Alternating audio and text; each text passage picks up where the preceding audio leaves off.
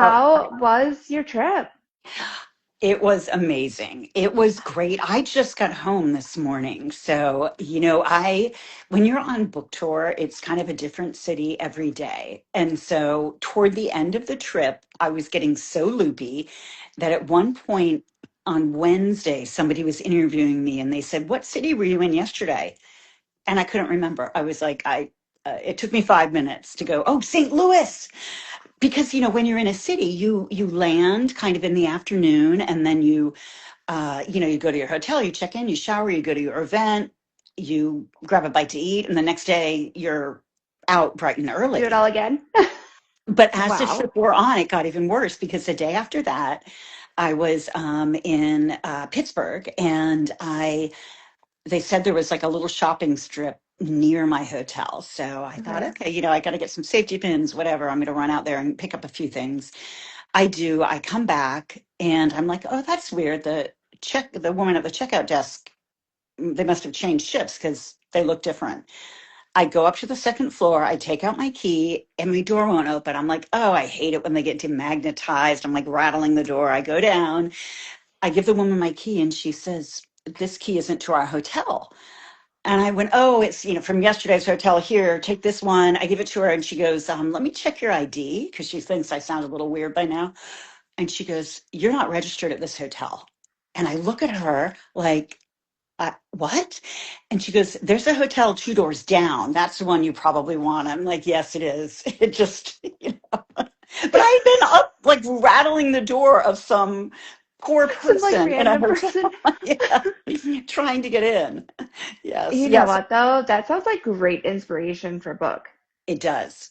Yeah, well, I get freaked out in hotel rooms alone at night Yeah, anyway. Did you see I posted a video like I this did. security hack? So I'm like, my mind goes there anyway, but apparently now I'm the criminal trying to break in.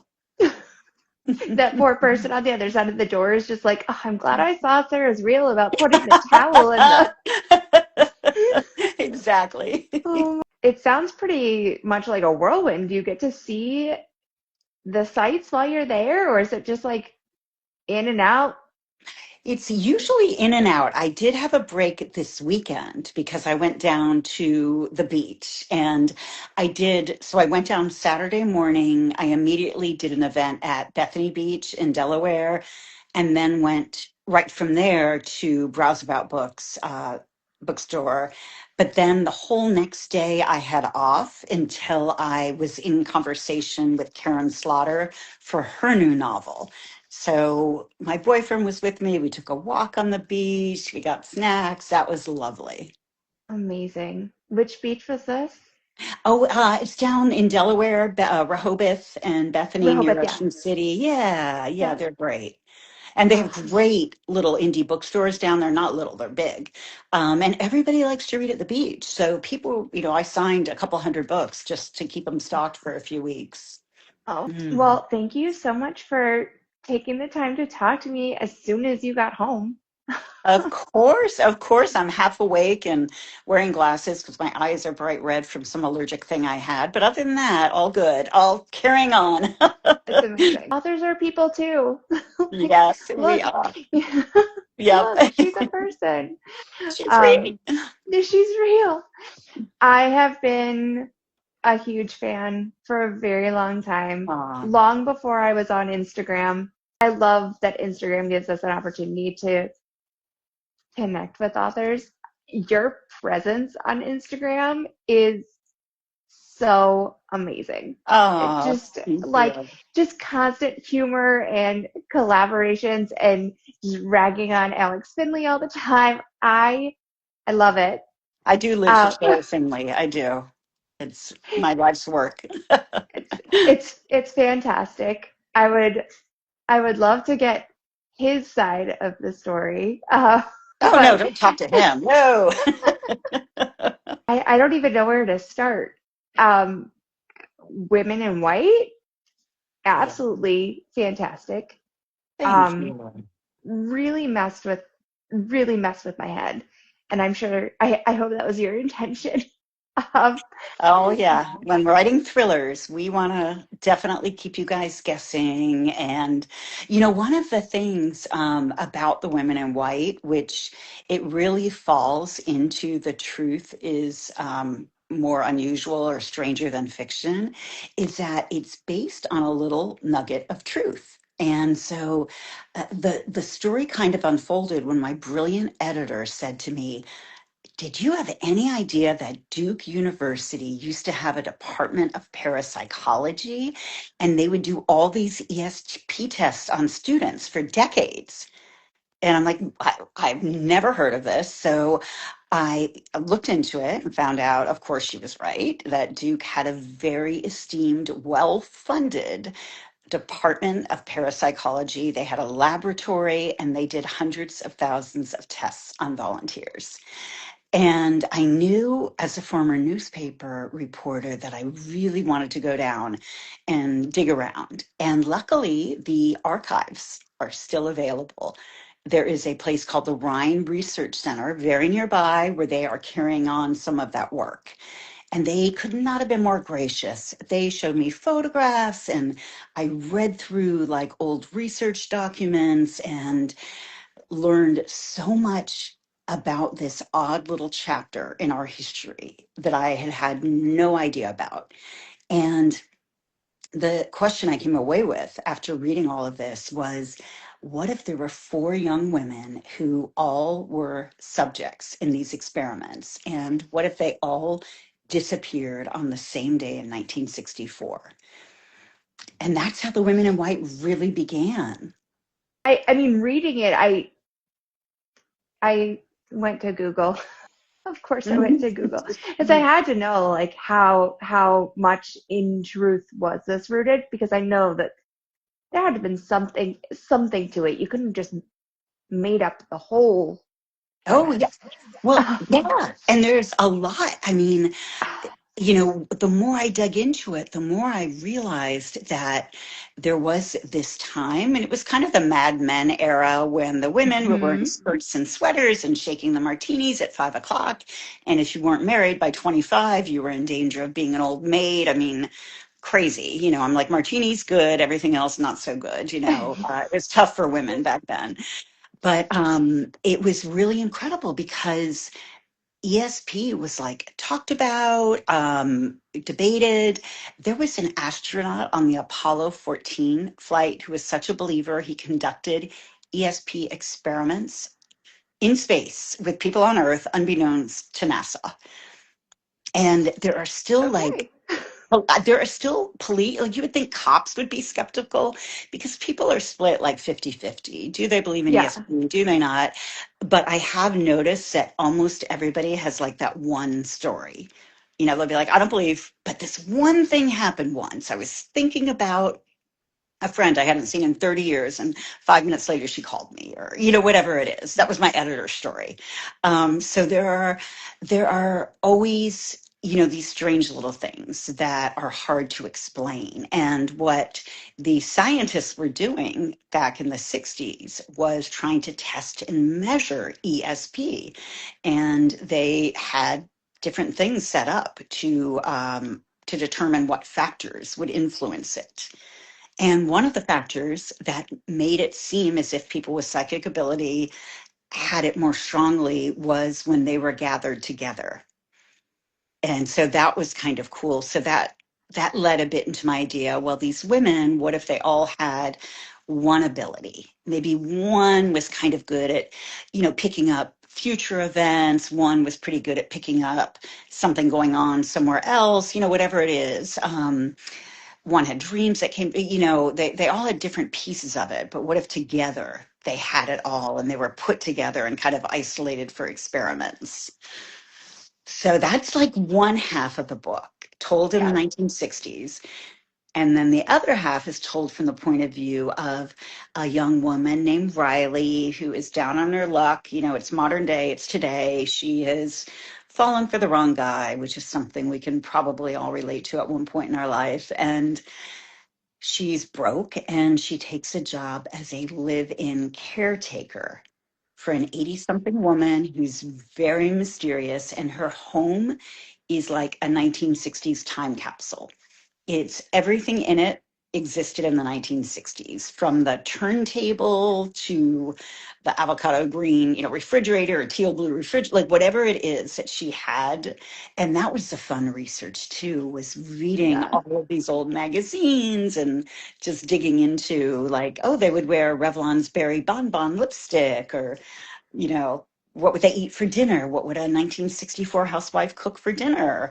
It turned out a lot of cans of Campbell's soup went into recipes. So, Still do Campbell's and the green beans. oh, yes, yes, absolutely. Classic. Well, not that you haven't already heard this, but I felt it. I felt the time capsule. I also, my grandma's house kind of had that vibe, right? And so I could picture Hmm. everything that you were talking about. I had a really hard time articulating how I feel about books, and why they made me feel the way they did. Hmm. But the Mad Men era that you were describing, I got those vibes. Oh, good, 100%. Oh, yes. good. Oh, yeah. 100%. It was all there. There's something about combining the ESP study and basically, like, for me, it was like a time warp, right? Like, let's go back to the 60s. The two of those elements together, awesome. Just Thank you. fantastic. Oh, thank you. Very different, though, from House of Glass.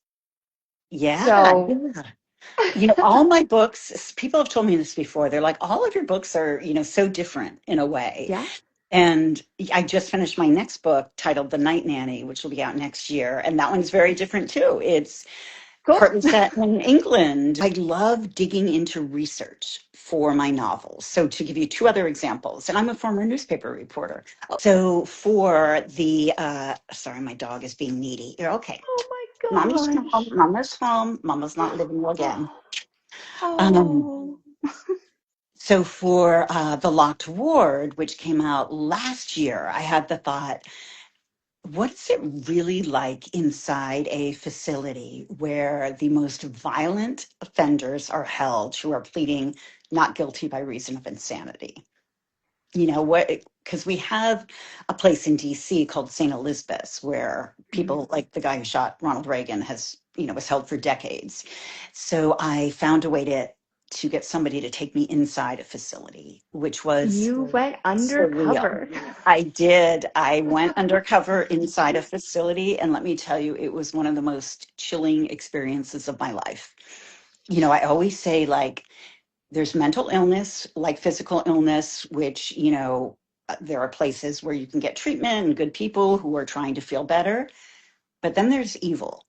And the locked ward is a place where evil is intersecting with this particular kind of illness. And it was, yeah, I never felt unsafe, but I was behind plexiglass when the more violent residents were nearby, but they could see me, and one of them began fixating on me and banging on the plexiglass, and a nurse just kind of chuckled and said, "He smells fresh blood." And that line, like the opening chapter of the book, is pretty much my whole experience told through the eyes of Yeah. my character. It was wild. Yeah. Um, So very different than Mad Men, Women in White, ESP. yeah. But Um, all like psychology, all different parts of the human brain. I'm definitely drawn to the different layers. I mean, you've got a twist, but you've also it's very clear that you've done your research. And I always end up learning things from your book and then end up in rabbit holes because I want to know more. Thank Um, you. so tonight I'm going to be reading about Duke and seeing what Yep. studies I can get my hands on. Oh, Um, there's stuff online. You'll see old photographs. It's cool. Yeah. I'm excited. It also just makes you wonder, like, well, I don't want to say obviously those studies aren't going on anymore because they very well could be, and we just don't know about it. Hmm. But it does make you wonder what kind of studies actually ended up stemming from those studies. Hmm. Yeah, I will end up in a rabbit hole and Yeah. not read the books that I'm supposed to be reading. and then Oh, I'll well, blame it's you. yeah, oh, my fault. Duke, so Duke was a very reputable institution. They did not do the stuff in my book. I write Yeah. fiction. They were Yeah. not, doing this to young women. But Yeah. I will tell you that our government does not have as clean as a past. Our government has actually given LSD to unwitting volunteers, and they used universities to do it. Our government has done some experiments on Native American school children a long time ago. They have done experiments on people, vulnerable people, people who didn't know they were being tested. And, so the kind of thing I wrote about is fiction, but it's not that far of a stretch from the truth. What does your process look like? Obviously, a ton of research went into probably all of them. I'd say maybe less research in House of Glass. Well, House of Glass House felt of much Glass, more relationship oriented. it was more relationship oriented, but I had to research the law. So the Okay, yeah. story is about, which, is not, it's a little more dry than, the ESB stuff. But there, Than I always ESP. also have like cops who are great about, reading through my stuff and making sure I'm getting things right. But a little bit because it's about a lawyer who is a very particular kind of lawyer called a best interest attorney or guardian ad litem who shows up. To have a new client who's a little girl, and the little girl's nanny has died, suspicious circumstances. The parents are divorcing. They each want custody of the little girl. It comes out in chapter 1, the father was having an affair with the nanny. And so the lawyer knows if she gets it wrong, she could be sending this little girl to live with a murderer. And then the little girl starts getting creepy and she starts thinking, could I be sending one of the parents to live with a murderer? So that one was more, yeah, yeah, not as much digging into the past as it was just spinning my imagination. Are you a plotter or a pantser? And then where does the research part come in? Are you doing it as you go? Do you kind of flag things and say, I need to look into this later? What does that process look like for you? Yeah, I switch it up with every book, whatever the book needs. I do a lot of research before I start. I do a lot during the writing of the book. It really, each beast actually is a better I term. mean, they Each are book is its beasts. own Yeah. beast. Yeah. Yeah. So that it just depends on what the book needs to really tell it in the way, the story should be told. Do you have an ending in mind before you start writing? I do. But very recently, I have started giving myself more room to play and explore because I finally trust I'll know how to put a book together and I won't go off the rails. So I've changed in The Women in White. The villain changed. I always say the bad guy, the bad girl, whoever it was, changed from my original plan. Same thing in The Night Nanny. So yeah, so I'm starting to be more of a pantser, I guess. I've never met like a full plotter. And I mention this in every conversation, but I would love like if you know someone who literally is like they do an outline and they follow it, please please send them my way. I need to talk to someone who Yeah. plots because I can't wrap my head around that. I need to Mhm. I need to meet these people. Yeah. Um, I'm glad. but I don't think it's a coincidence that I'm drawn to books where the process is fluid and it changes. And I guess it's not a coincidence that I haven't talked to a plotter yet. But Yeah, that makes sense. Yeah. so I hope I'm not putting you too much on the spot, but I've loved all of your books. If you could only recommend one book to people, which one would it be? Oh gosh, that is tricky. Okay, I will tell you my editor's favorite and my agent's favorite is The Women in White. So I Okay, would say that one. it might it might be my favorite. I don't know. I'm They're hearing they're that really from some different. readers. Yeah. Yeah. Yeah, they're really different. What is the weirdest thing that you've had to Google? How to get a 200-pound man. How long does it take a 200-pound man to bleed out?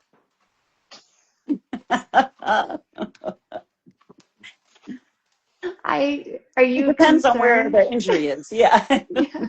Are you concerned that you're on a watch list Oh, somewhere? I'm sure I'm on a watch list. I am on so many. All my neighbors are suspicious of me. I was talking to somebody the other day, somebody at International Thriller Writers. I was in the grocery store and we are talking about, a murder anthology we're putting together. And we're in Staples and I have in my earphones and I'm talking and I see a man staring at me and like grabbing his child to pull the child away from me because I forget if I was talking about stabbing somebody or whatever it was. It was, got to remember, not Well, everybody talks like this. So yeah. but what are you doing when you're not on tour and you're not writing? Oh my gosh. Well, I love animals. So I started a nonprofit and I actually go to India at least once a year. We're building a sanctuary for injured and abused street dogs there. So I do some fundraising for that. I go over there. The team is over there. They started this long ago. It's their baby, and I'm just helping out with fundraising and other work. But that's a big passion for me. My only tattoo is a dog print, a heart, and the team over there has the same tattoo. Oh, Yeah. let me know when you post about the rescue so that I Oh, for can sure. Yeah, I have some stuff up. repost and Oh, thank you. I have some stuff up on my Instagram page. I think there's something even pinned at the top. okay, I'll go look for it. I don't see I see ads Of now course, we all all day every do. day. Yes, it's hard to see the things you want to see in your Yeah. friends. Yeah. So I will go take a look, but if there's ever anything I can do, obviously I'm going to continue getting your Thank you. books out there because I love Oh, them. But if there's anything I can do to support the rescue efforts too, please let me thank know. you. I want you to be able to go enjoy time with your family and your Thank dog. you. Laundry and naps and Yeah, all the things this catch weekend. up. Yeah, just get back to like some sort of routine. Before we close out, I need to know, what is your go-to pizza order? Oh, Lila, hold on. What is Oh, our go-to pizza order? Well, I've been a vegetarian most of my okay. life, so I usually get pizza with black olives. I love olives, and that is my favorite. Oh God, now I want one. Yeah, I'm I gonna do get too. pizza. That was a mistake. Yeah, yeah, it's dinner time. So that's what I usually get. And Lila also enjoys the crust. She wants you to know. She would Oh, prefer it if okay. I would get like pepperoni or something, but she Yeah. says that, yeah. Well, Lila, and maybe there's a pizza in your future Oh, tonight. a few crusts for the good girl. You gonna walk me to Oh, get it? oh, Yes, oh, yes. well, This is the farthest apart she's been away from me since I've gotten home. oh, she doesn't want you to leave again. No, no, I won't. All right, well, go Well, on cuddle this your note, dogs. Yeah, go cuddle your dogs and catch up on sleep and enjoy not having to put towels in the safety lock on the door and I can't um laugh. She'll try to kiss me. Stop. Okay, Katie. oh Thank you so much, Sarah. It was enjoy great your talking to you. bed. I Yeah, will. it was great Thank you. talking to you Sleep too. well. I know. If there's anything I can do to support you, please let me know. But Thank I you. I mean, in the meantime, thank you so much for all of the books. I Um, appreciate them. Thank you, honey. All right. Yep. Oh, hey. Oh my God. Right. Okay. See you Have soon. a great night. Okay, night.